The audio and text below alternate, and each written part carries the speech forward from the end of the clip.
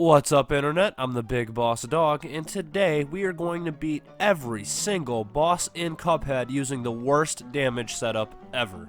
Now, for the worst damage setup ever, we're going to need three things. First of all, we're going to need Chaser, the weakest weapon in the game. We're going to need Super Art 2, the only one that doesn't do damage, and we're going to need the Twin Heart Charm. The reason we're using Twin Heart Charm is because it's the only charm in the game that lowers your attack by 10%. With that being said, we're going to hop right into the first boss of the game, the Root Pack. Now, since the Root Pack is functionally the first boss in the game, and might as well be one of the easiest bosses in the game, we really don't have a huge challenge here.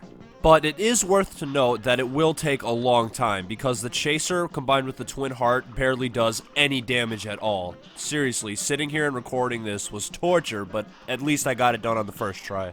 Also, the terrible balls of dirt that he shoots at you go super fast, so you might not always be able to time the pink parry on the worm, the third projectile he spits. And it's not even worth to get it anyways, since the Tracer special move is that thing right there, and it barely does any damage, and to do damage you have to get very close, which is worth it on the onion, but not on the potato. Also, I don't think I've ever mentioned this, but I feel just insanely stupid every time I record a Cuphead video and I have to say sentences like, it's worth it on the onion, but not on the potato. But hey, Cuphead is known for its ridiculousness and its ridiculously hardness, so if anything, it just adds to the vibe. And hopefully adds to my like counter too. And speaking of like counter, if you haven't hit that button yet, please go ahead and do so. It greatly helps out my channel. Okay, next up, we have to deal with this Psychic Carrot. I know, it's ridiculous, I know, but bear with me. This fight is simple in idea, but it's hard in execution. See, the Chaser's gonna get distracted by the bunch of mini carrots on screen, so to really maximize the damage on the big carrot, you gotta do specials right on top of them. And once again, I find myself saying really weird things, like shooting a giant carrot, but hey, it's Cuphead, right? Anyways, just make sure you keep shooting the tiny carrots and dodging that telepathic beam the giant carrot shoots at you, and you'll be fine. This fight will only last for a few more seconds. It's more busy work than anything, since this Twin Heart Charm Chaser combo does so little damage. And now all of our hard work has paid off, and we can move on to the results screen. Now, I'm just going to warn you guys right away, every time we get to this screen, it's going to be kind of disappointing. I mean, this and Goopy are going to be exceptions, but it's usually going to take us forever to beat these bosses. And now we're going to move on to Clip Joint Calamity, a fight between two crazy frog brothers. Now, this one isn't hard at all, it's just a lot of busy work along with Root Pack, however, it's a lot more annoying. As you can see right here, I'm just standing in one spot, shooting and jumping. And I suppose that is one real nice benefit of the Chaser, as usually we'd have to go out of our way to shoot the little firebugs coming out, and having to dodge the fireballs at the same time, but with the Chaser we just have to stand still, so while it might not be exciting gameplay, it's definitely a lot easier. Now, in my playthrough of this level, I didn't really feel compelled to try to hit the pink boxing gloves that are being thrown at me to get extra super meter. I never really thought I actually needed it for the upcoming fights, because, like I said before, hitting people with the Chaser special is really hard, and all the super art's gonna do is give me invincibility. Which you may need for the last fight in the stage, but you can get enough cards by the last fight to have it. You don't really need it for this second stage that we're about to see. And speaking of the second stage, that part is just as easy as ever. All you have to do is jump over him and dash, and then lay into his brother over there who's turning into a ceiling fan. After that, both of the left frog's two attacking moves are pretty easy. The boxing gloves, which you just saw, always come in the same pattern of low, middle, high, and then these little balls will always either be right in front of him or right on top of you. Either way, you can dash through them easily, knowing that the fan's speed is always going to push you back at the same level. Sometimes it can get tricky if you guess wrong on this stage with the little teal balls that he throws at you, but you can always pretty much dash out of it. You do, however, have to keep in mind that your dash is a normal dash. You don't have Smoke Charm equipped. After that's all said and done, the two frogs are going to do their fusion dance and turn into a gigantic slot machine. This part can get tricky. Now, this thing's consistent go-to attack is spitting out coins up until you hit the slots. Then it'll give you a new random attack. The frog icon that you're seeing on the screen right now gives you several platforms you have to jump on, because frogs are known for their amazing jumping prowess. But take notice that the platforms you jump on have spikes surrounding the sides, so if you make a wrong move like that, you're going to take damage, and then it's going to throw you right into the coin haymaker again. And if you've played this game before, you know on regular, the coins come a lot slower, like half the speed they come at you in this version, with about half the coins. So having that many is really going to throw you off if you're not used to playing on expert mode. Make sure you keep waving your way through the coin entourage in order to see the rest of the attacks this thing has. Some of them being the bull icon, which I think we're about to get, which sends out the same platforms we just saw, however these are in the middle and they're red. They also shoot out a laser projectile that either goes above or below. This is one of the main reasons I say we need to have a special. That way you don't have to focus on the lasers and can just focus on damage when it counts. Another good strategy for the bull attack is to make sure you're always jumping when the beam is below you, and always staying on the ground when the beam is above you. I know it sounds self-explanatory, but a lot of people jump in between them either way, but it's best to just jump on top if they're on the bottom, and stay on the bottom if they're on the top. Assuming you've been able to survive this far, this should be the last coin assault that you have to deal with, and the last phase of the slot machine you're gonna see. This last attack here is actually remarkably simple. We just have to dodge in between these two hazards, and then the victory is as good as ours. Overall, this challenge isn't too bad yet, but these are some of the easiest bosses in the game, on the first stage of the game. But our next boss is just as easy. LeGrande in the level Ruse of an Ooze, who is in my opinion the easiest boss in this entire game. And he definitely earns this title. I mean, in the first phase I don't even have to move with Chaser, he just runs into my bullets and they follow him. It's very easy. Also, keep in mind, both Goopy and his older brother have the exact same attack essentially, so you can dodge them both just by ducking. Yeah, honestly, don't waste too many brain cells on this fight. I mean, you can even tell I'm trying to give commentary and I'm running out of things to say because it's literally just standing still and ducking. Like, that's this entire fight. At least it is for the time being. And with that being said, this Dragon Quest ripoff gives us our only 3 parries for the entire level if you want the A+ ranking, and turns into this fat blob. Honestly, this is just more of the same from the first fight. Like I said, you can duck under him easily. The only different challenge is that he takes up more of the screen every time he bounces, but it's still not that hard. While we have time to talk about it, since this boss is going to take forever and it's not very interesting, let's talk about the fact that this is one of the few bosses, if not the only bosses in the game, that you can beat by only turning around, dashing, and shooting. True story. Now that I'm watching back the footage, I guess this fight is a little bit harder when you don't have the smoke charm, as it makes you intangible while dashing, but it's still not that big of a challenge. Especially not this phase. While the other 2 phases at least had 2 attacks, this one only has 1 where it can damage you, and it's so predictable you can dash out of it every single time. Once again, making this boss test more of your endurance and patience than your actual skill at the game. I mean, look at this. I'm literally just dashing past him every time, and I'm never gonna get hit. However, I must say, the Chaser special little shield thing that Cuphead can do is really helpful in this fight, since they will always hit his face. I mean, honestly, I'm just sorry you guys had to sit through that, even though it was only a 1:45 long boss fight. But, yeah, it wouldn't be beating all the bosses without Goopy. And this is even the only boss in the entire run I'm gonna get an S rank on. But now that that boring garbage is out of the way, let's move on to Threatening Zeppelin. A boss that I actually think is extremely hard, especially on expert difficulty. And it's not gonna help that our damage attack has been completely destroyed by Twin Heart Charm. Although I am gonna thank my lucky stars, no pun intended, that this is an aerial level, so I get to use darts instead of the Chaser. Now, this isn't usually the first constellation I get, but I'm glad I did get it, because this one's incredibly easy. As long as you can dodge those little Zeppelin's mini attacks, along with this giant fireball that spits out bullets, but it only spits them out in the same pattern every time, and it goes on the same spot of the screen every time, so it's not too terribly difficult. As for Hildeberg herself, after that first phase is over, she gains that new tornado attack, so I highly advise keeping your distance from her, because the tornado attack is basically a 1 frame, and it'll damage you every time if you're anywhere near it.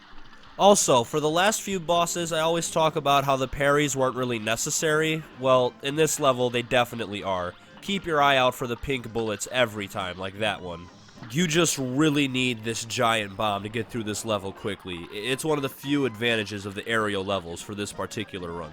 The constellation we're on does get pretty hard though. The stars will chase you around, and that combined with the bullets can sometimes take off easy hit points from you. And then you have to deal with Hilda and her tornado again. But fear not, we're done with the constellations for right now, and all we really have to do is take out Hildeberg one last time to activate her final form, where she turns into the frickin' moon itself.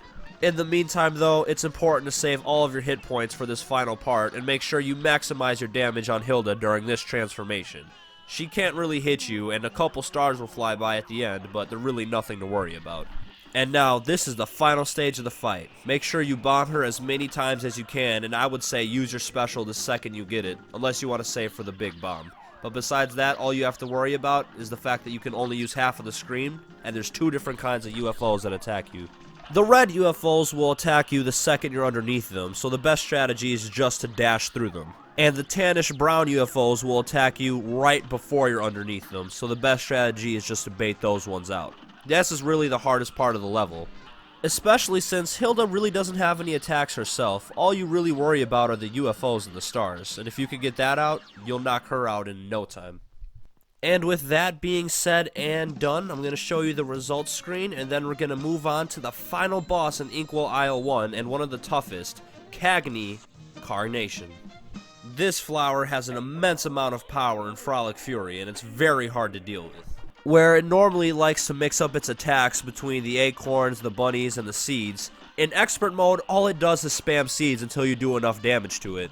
And since with the chaser weapon, we can't literally choose what we want to attack, that means this level is going to take forever, as it's constantly going to get distracted on enemies it can't beat until it gets the right timing, and all the little floating piranha plants. As far as advice goes, you really need to make the effort to parry all of the pink seeds that fall, because if you don't, it's going to spawn an invincible enemy that only has a very, very small window for you to kill. And since it's a lot harder for you to time that window, since the chaser is pretty much going to decide when it wants to shoot it, you really need to make sure they don't spawn in the first place.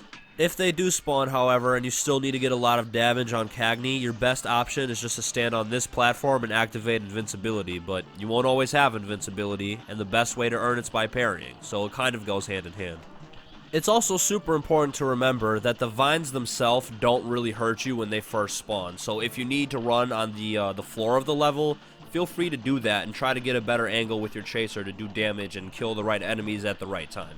And once we finally do enough damage to Cagney to get him out of this phase, we can move into the next phase, which involves a boomerang and 3 or 4 homing attacks, I believe. Now, dealing with his homing attack is relatively simple, as long as you stay in the same spot until they all target that spot, and then move out of the way before they can hit you. His other attack is the bunny boomerang, which will always go on the top level first, and then come back around on the bottom level. And then his only other attack is using his face to block off an entire section of the level, whether it's up or down, like that.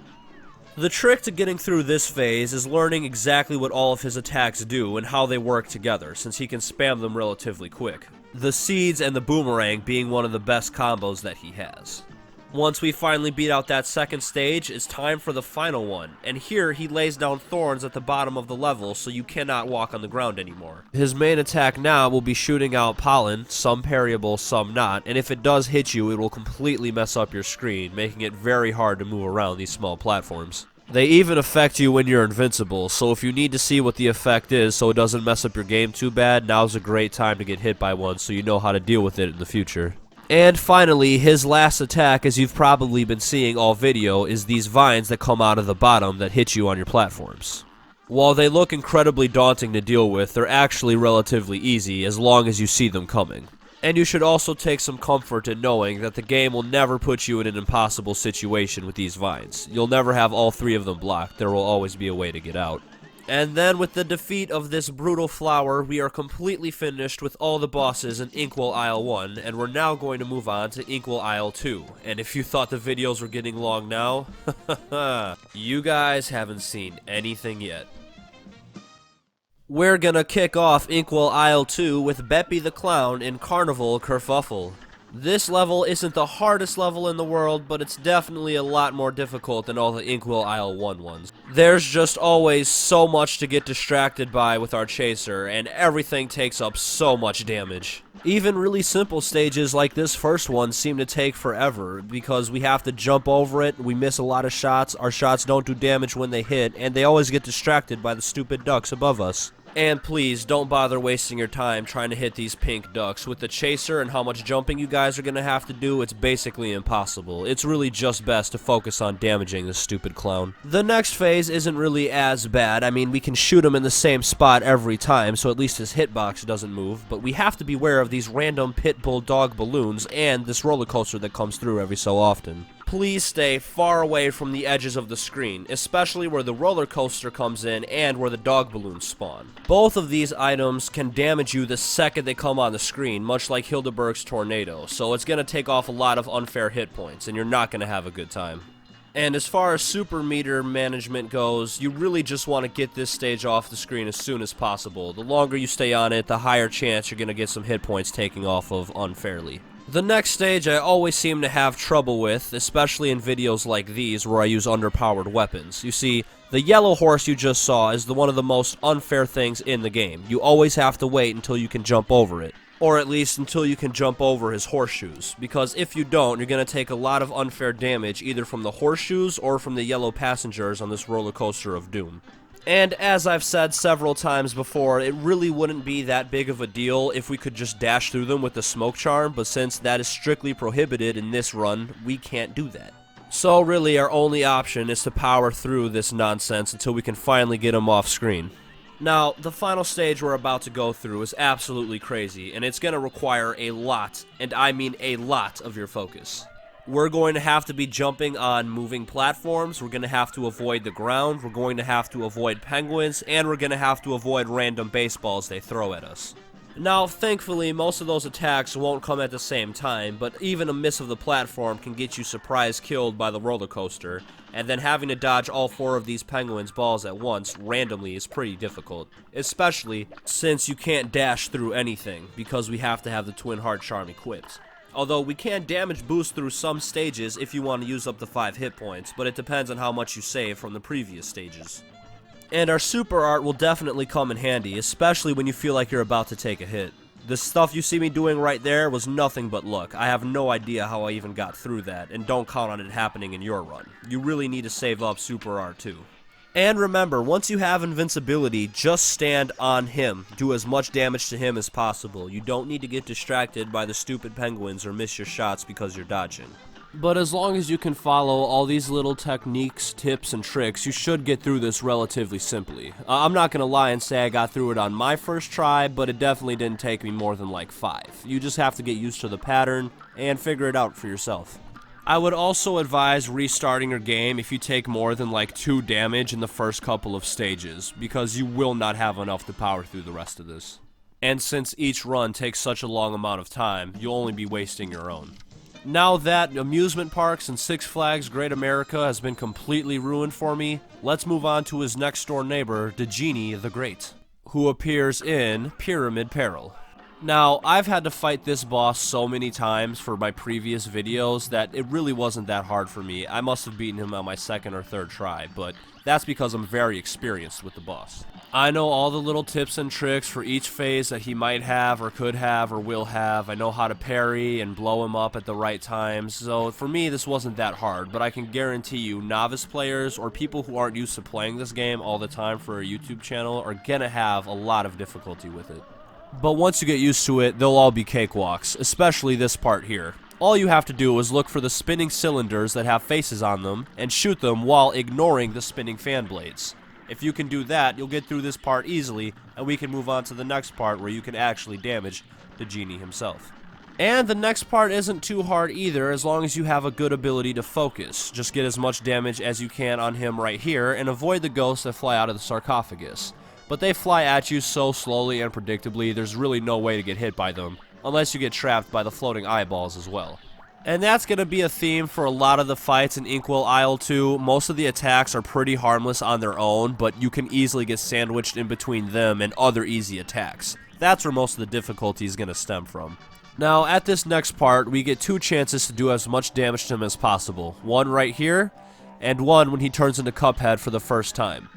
He's going to take his time walking up, and you can feel free to bomb him or spam him with specials just to get as much damage out of the way. Then he's going to hit you with his own mock Cuphead move, and this little hat's going to spam the same projectiles we saw in the Hildeberg level, but both of which aren't really that hard to deal with. The difficulty comes from him shutting off half of the screen with the little shrapnel that flies out of the sides of his finger, but as long as you can keep on your side of the screen and make sure you parry the purple bullets when you can, you'll be fine. Some people also like saving the bomb for this part, like I just did, but I'm not sure if it does damage or not, as you can't really get close enough to him. It's also pretty good to save that for this part, as a lot of people take damage on either the Pyramid's eye attacks or his own laser attack.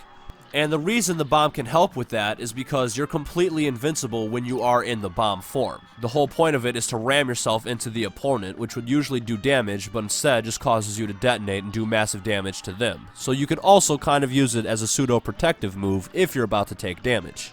Unfortunately, we didn't even get a chance to use the bomb here, but oh well, I'm glad we got the victory anyways. Up next after that beast, we have Sugarland Shimmy, starring Baroness von Bonbon, and she was in my top 5 easiest bosses of all time. And I gotta say, I'm kind of regretting that title. Because, man, this is one tough boss when you can only use the chaser with the weakest charm in the game. I mean, everything here takes forever. Every single mini-boss, her herself, it's all about just standing there, running around, dodging, and trying not to take damage, while doing damage of your own. Not to mention, those little jelly beans run out of the castle at random times, and it makes it super annoying to dodge them as well. There's just so much stuff you have to look out for, and your damage weapon doesn't do that much damage. This gumball machine, though, is still pretty easy. I mean, he'll never run into you as long as you keep your distance, but the challenge comes from jelly beans sneaking in behind him so you can't damage them, and also the random spray of gumballs that assault you.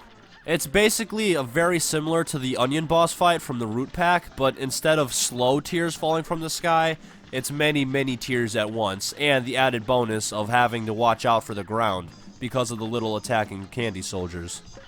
But as long as you have the patience to hold steady, eventually it'll be over and you can move on to the third and last mini-boss. In this run, I happen to get the chocolate bar / waffle. Now, this boss is really easy when you have Smoke Charm, and it's not too terribly hard now, but you have to watch out for the little candy puffs the princess will shoot at you. When you pair that with the jelly beans and the fact that it explodes twice in 2 different directions, which seem pretty random, is what makes this part pretty challenging. Although, you can do some pretty cool stuff with your dash stalling and super moves. And once you finally finish off the third boss in this game, you have to deal with the Baroness von Bonbon herself, and this is the most challenging part of the entire endeavor. See, normally it would be hard that she stands on top of here and you can only hit her in this 1/4 of the screen, but with Chaser, it's not that difficult. The difficult part comes from dodging the heads she throws at you, while having to dodge the candy mint as well. And although it looks like I'm doing a pretty good job right now, I gotta tell you, I've died more times on this part than I would care to say. That's actually the reason why I'm holding on to this super art, because I know at some point I'm gonna get hit twice, and then I'm gonna need it to save me once I have 1 hit point left. I mean, when there's 2 heads on the screen, it gets really hard to dodge. And it also seems pretty hard to time when they'll randomly fly at you like that. I got lucky and pressed the super art at the exact right moment, which ended up saving this run. Or at least, I have a feeling it did. Overall, I've been having significantly more trouble in Inkwell Isle 2 than I was in Inkwell Isle 1, and we're only through about half of the bosses so far. Which is bad, because the next 2 bosses, in some people's opinion, happen to be the hardest bosses of this game, especially on Expert Mode. So, let's tackle them one at a time. First up, we have Wally Warbles in Aviary Action. Now, oftentimes, the spread of these eggshells, or the frag as I like to call it, can be pretty hard to dodge until you realize it's the same pattern every single time. And to make sure that pattern doesn't get the best of you, your best option really is to stay far away from it and refuse to stay all the way on the left side of the screen, as there will always be 2 frags ready to hug either side of it to make sure they get you. The rest of the so-called attacks on this stage aren't really much to deal with. They're pretty easy. I mean, sometimes his face will turn into a gun and shoot 3 missiles at you, but you can always go in between them. And the line of 4 birds always has a pink one at the end, which, as you know, you can parry and gain more super meter. So all you gotta do is steer clear of the eggs and try to get as many bombs in as possible, as long with parries. That way you can get through this phase relatively quickly and deal with the next equally easy stage, which I like to call Feather Fury. Now, I know, the fact that he's covering the entire screen with feathers really does look super intimidating, but honestly, it can all be easily avoided by just moving your character up and down on the screen. And, if you just move him up and down on the screen while in front of Wally's face, you'll continue to do damage while you're dodging him. Work in a few parries here and there, and this phase will be out of your hair by no time. Well, at least it would be, but in this challenge we're using the Twin Heart Charm, so everything's gonna take forever. Also, in case you're wondering why I'm saving this bomb instead of using it, I'm saving it for his next phase, which in my opinion can be one of the hardest. Here we have to fight his son, and his son is quite a brainiac. He uses defensive shells to hide himself from attacks, as your bullets won't pass through them, and while he's defending, he'll shoot lasers at you. Although it's worth noting that his lasers are pink and therefore parryable, so you really never should get hit by them. No, the most conscious threat you have to be aware of is the fact that his eggs fly in and out in sort of a circular pattern. It makes them very hard to deal with. But all you really have to do is figure out when to get inside of his shield for massive damage and when to get out of it before it closes in on you. If you can find the happy medium between that, this fight really won't be all that tough and you should get through it relatively quickly. That brings us to the third and final stage of this boss fight, and that involves this chicken on a stretcher. Yes, it can be kind of hard to avoid all the trash he spits up and the pills the medical birds will shoot at you, but there's a couple of exploits. One being the bottom left corner right here, which you can sort of hide in, although just know you will take damage while in there. But as long as you have brought enough health during the entire boss fight, you can stay in there and farm super bombs, which you can then use to take them out once you're cornered. Then damage boost through the rest of it so you don't take damage. It's a pretty smart little trick I developed when I realized I really don't care about what ranking they give me on the results page. I'm just trying to get through all these bosses. And speaking of all these bosses, it's time for the last boss in all of Inkwell Isle 2, and the one that was considered the hardest for a long period of time. It's Grim Matchstick in Fiery Frolic. Now, this first phase isn't going to be too challenging for us. I mean, the only hard part is how long we have to stay in it because of our weak attack. All Grim is really going to do is throw meteorites at us and try to shoot us with his psychic powers, and then once we establish we can do enough damage, he's going to throw in the tail spike from below. That might cause us some trouble. And this doesn't really have anything to do with the boss fight, but now that I'm thinking about it, why do so many creatures and bosses in this game have psychic powers? I mean, what does a dragon and a frickin' carrot have in common? You know what I mean? I don't know, it's just something weird to think about. Like, maybe the creators are obsessed with psychic powers or something? It's weird. But anyways, getting back on track, when he shoots his 3 little psychic beams at you, take note that the last one will always be pink, and therefore you can always parry it. You can always count on that to escape a situation, if you need to. Besides that, the only other notable things he can do in this form are throw 2 meteorites at you at the same time, one going up and one going down, but as long as you choose to dodge one of them, they're pretty easy to get past. Also, please feel free to use as much super meter as you want. We don't need to save it yet. Granted, we do need to save it for the final part, and I'll explain why later, but right now we still have enough time to make up more than enough super meter in the second stage. This part right here is relatively simple. Just stay on the clouds, don't get in his fire nose, and you have to dodge these little fire breaths that walk out. And since it's so simple visually and practically, I'm going to talk about something else instead. Mainly what we have to expect in the next stage, because honestly, this caused me most of my deaths. I had to record and re-record this at least 10 or 15 times. It's so complicated. But essentially, here's the breakdown. In his final form, Grim Matchstick is going to turn into like a Hydra. He's going to have 3 different heads, and they're all going to shoot little fireballs at us, but they're going to be surrounded by glass. Now, on their own, they're pretty easy to defeat. You just jump over them or completely avoid them. They're nothing special. However, if you shoot it too many times, it explodes into 4 different fireballs. Now, for those of you paying attention, we have Chaser on, which means we cannot choose what we do and do not attack, meaning we have to play the dodging game and not do any damage to the boss in this form. Until, of course, he breaks out his flamethrower, in which case he stops shooting the other fireballs and we're free to shoot him. The fact that during half of this boss fight we aren't even allowed to press the shoot button is what makes this super challenging. It would be easy if we could just blow through it on one go, but it's too risky with all the projectiles on screen. So we're gonna have to take our sweet, super slow and infuriating time with it.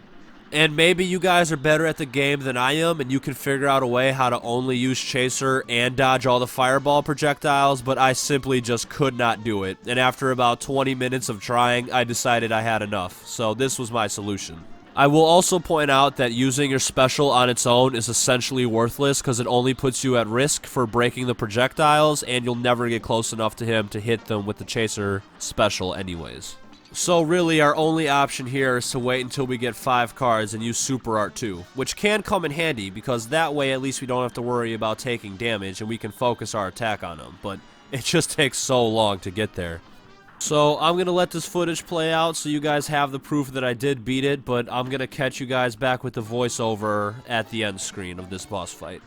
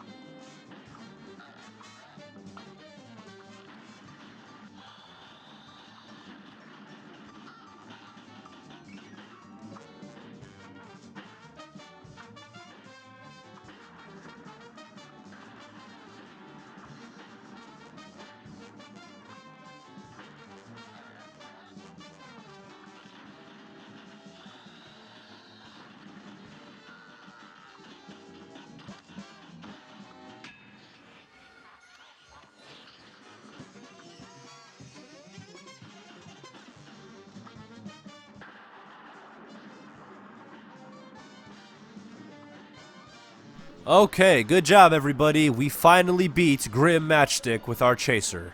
It was absolutely terrible, but we did it, and now we can say that we did it, and we have bragging rights. Hallelujah. With the slaying of the dragon, we can also claim that we beat all of the bosses in Inkwell Isle 1 and 2, and now we can finally move on to Inkwell Isle 3. And I like how I let the time run on this results page, because I was so proud of my victory that took 4 minutes and 42 seconds. Anyways, here to meet us at the gates of Inkwell Isle 3 is the boss Honeycomb Herald. And I gotta be honest, at this point I'm getting pretty tired of doing this voiceover, so I'm gonna try to do most of these in one take. So I'm sorry if there's like a slight quality drop, but like, I gotta think about my health here, you know, this is taking forever. It also took forever actually playing it too. I mean, I didn't die too many times on this boss, but I just remember it giving me trouble, and I felt really frustrated throughout the whole thing. I also kind of just noticed this, but sorry if I sound like I have a cold or I'm really just sick right now. I have slight fever, but I really wanted to get this video out for you guys, so I'm doing all this voice recording pretty early. So I can try to, you know, make more videos. I'm trying to do like 2 videos a week, so yeah, you gotta bear with me, I'm sorry. But anyways, this boss isn't too terribly hard at all. It is worth noting that your Chaser will get distracted by that purple portal thing, but it's not too much to worry about. And then the Queen Bee herself will drop her head down in a weird way like this and start shooting these bullets at you. This fight has always been kind of bizarre to me. I'm not really sure how to describe it, but really you just gotta pay attention to the platforms. Make sure you don't take any damage from falling off. It's really pointless, and I could have parried that, but I'm just clearly not thinking, you know what I mean? Also, her final stage really isn't that hard either. I mean, it basically acts as a lobber. The Chaser basically acts as a lobber, just does a lot less damage. So as long as you have the endurance to do this fight, you will be fine. And I'm gonna move on over to Werner Vermin.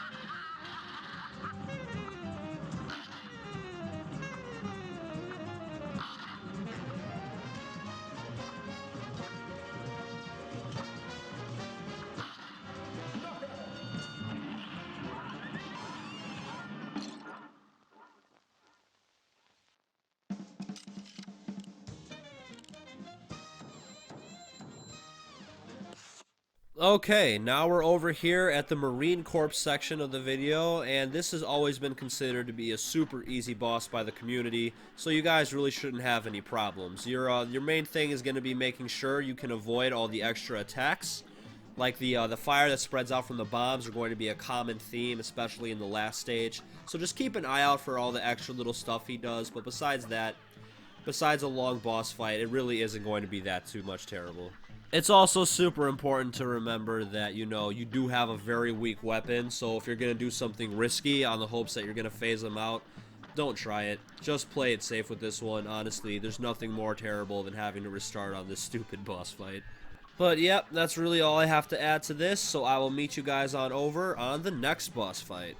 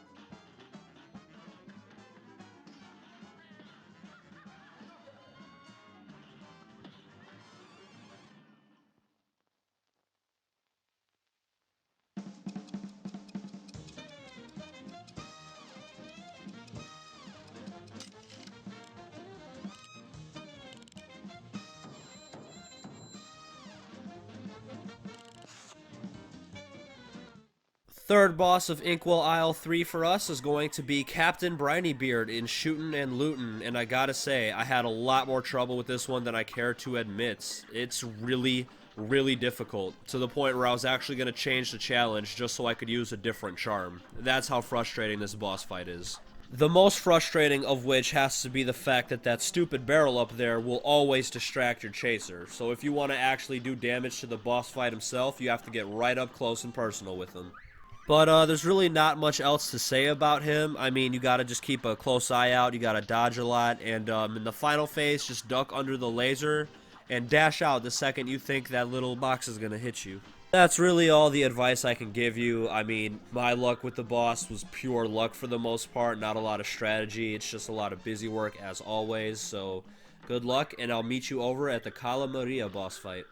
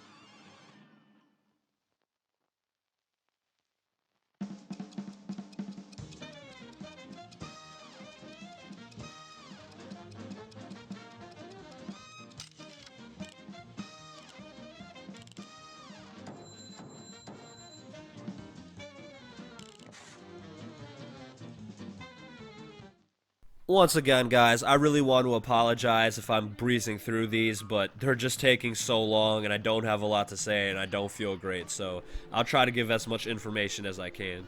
This boss fight is pretty simple, even on expert mode. The only thing you actually have to watch out for is her ability to freeze you in the later rounds, but even that I've talked to death. I know how to get past it. You probably do too at this point, so really just breeze past this one. I beat her on the first try, and I'll meet you over at Sally's Stage Play, the next boss.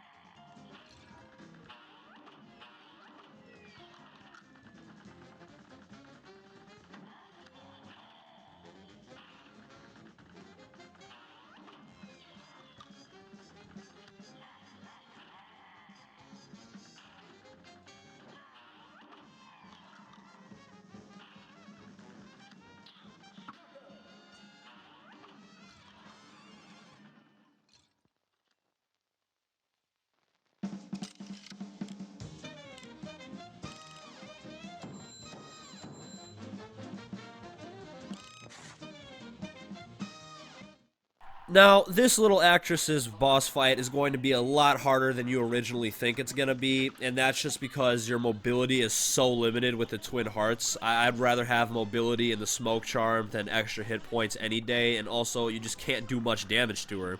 Although I will say Chaser is super, super helpful for her last stage where it's already hard to dodge her. The best advice I can give is really simple, only two things. Save up Super R2 all the time. You're going to be in a lot of situations where you have to get hit, and that'll help you out a lot.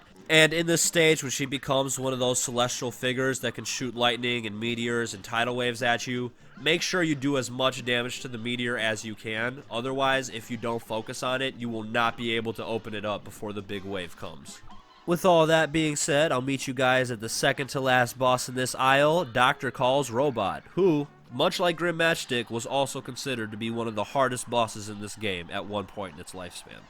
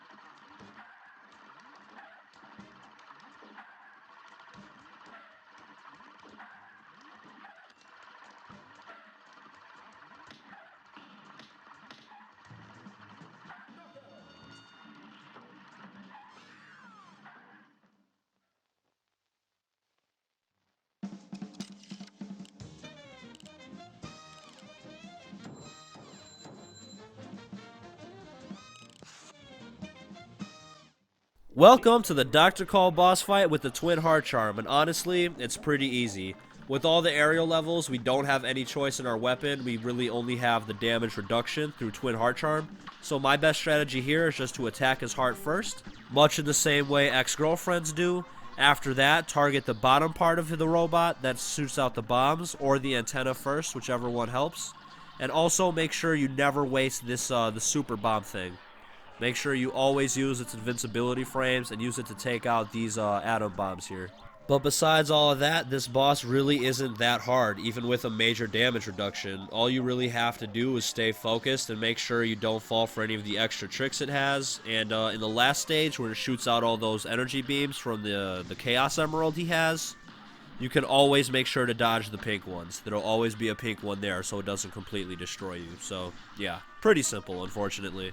So after we take out this has-been, we're going to head on to the next boss, and I think the final boss of Inkwell Isle 3, the Phantom Express.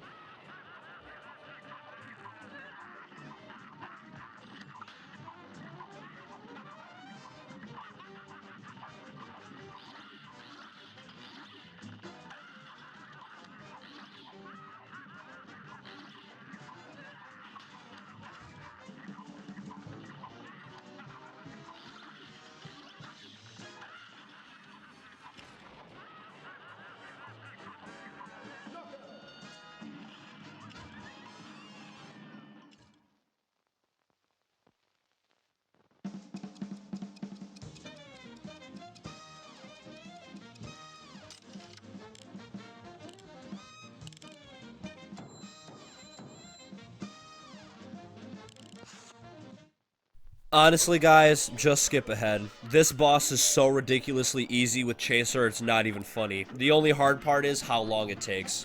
Seriously, it's going to take forever. All you have to do with Chaser is stand on the left side of the screen for every single boss fight. It never gets more complicated than that. It's infuriating. Which is really disappointing, because I considered this to be one of the hardest bosses at one point, and I even made a whole segment for him in my Is It Possible to Beat Cuphead Without Collecting a Single Coin video, as this boss was stupid hard then. But with this Chaser strategy, you can just out-cheese it every time. So, unless you want to watch me stand here for about 5 minutes, I suggest you skip on over with me, and I'll see you in hell.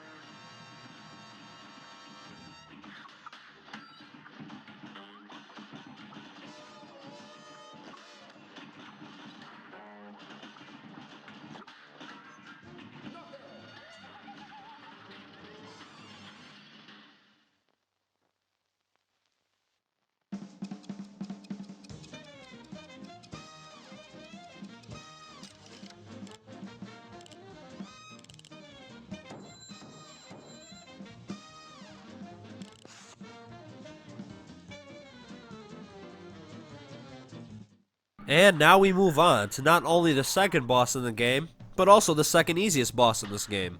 Honestly, guys, it's your choice. Hit all threes for the easiest bosses, or you can instead hit all the hearts for the easiest bosses. As you can see, I just restarted to give me a little bit mixture of the both, because it's just not worth wasting your time on this boss. If I've said it once, I've said it 1,000 times. King Dice is nothing but a collection of super easy bosses, and in this challenge especially, it equates to nothing but about 10 minutes of busy work.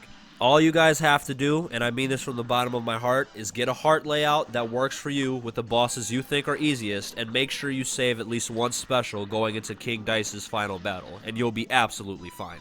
Even the devil himself calls King Dice a lackey, so I say let's get out of this boss fight and head over to the big boss himself, the devil.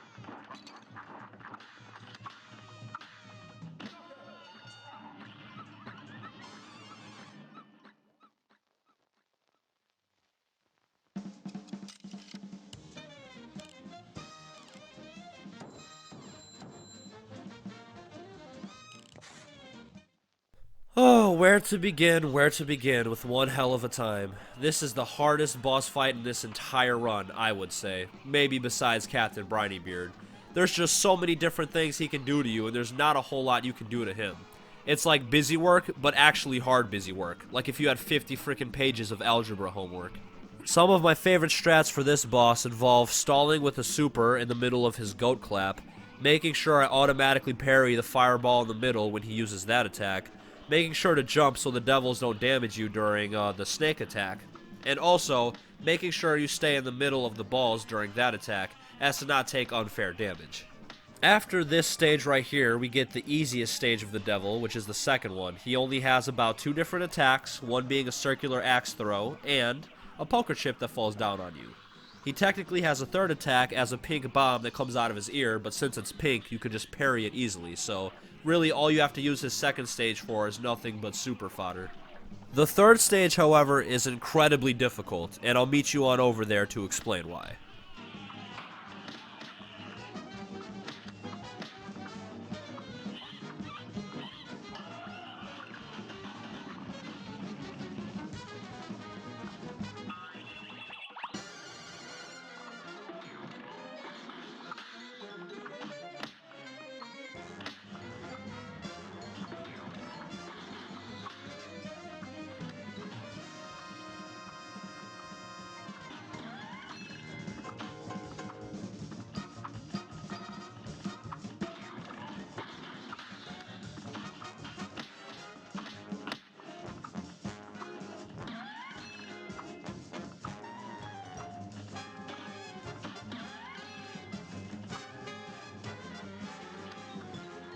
Ah, here we are, the third stage of the devil and the literal bane of my existence.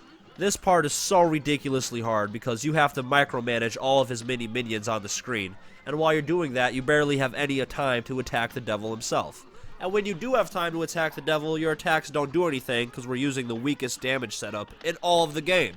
And I know some of you are probably thinking, oh, well then just ignore the minions and attack the devil himself, but you can't really do that either, because the ones on top will never stop spawning. Dealing with them and the ones on the bottom make it almost impossible to not take damage, as they put you in a lot of checkmate positions where you can't dash out of them because we don't have smoke charm. And on top of all that, you also have to be relatively conscious of your super meter usage because you need at least one for the last stage, which has you standing on one platform having to dodge the one poker chip, and his tears on the side. But that's enough for me yammering on. I'm going to show you guys the rest of this boss fight in its glory, my amazing victory, and I'll see you guys on the results page.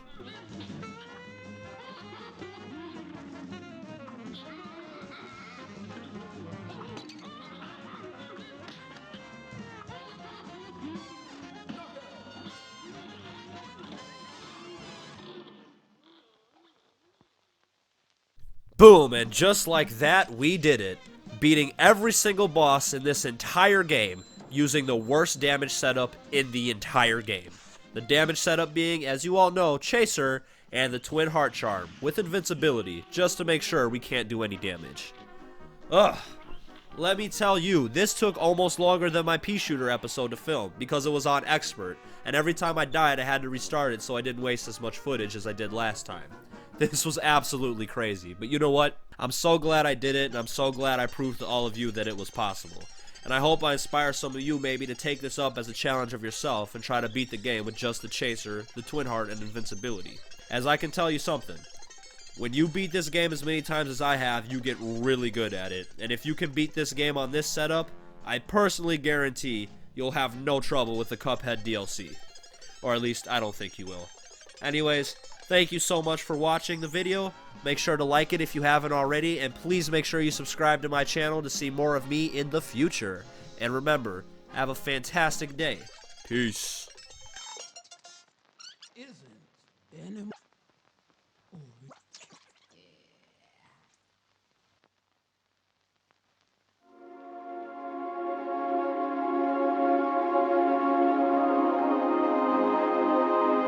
Coming like this.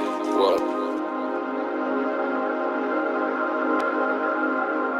Fantasize about the money.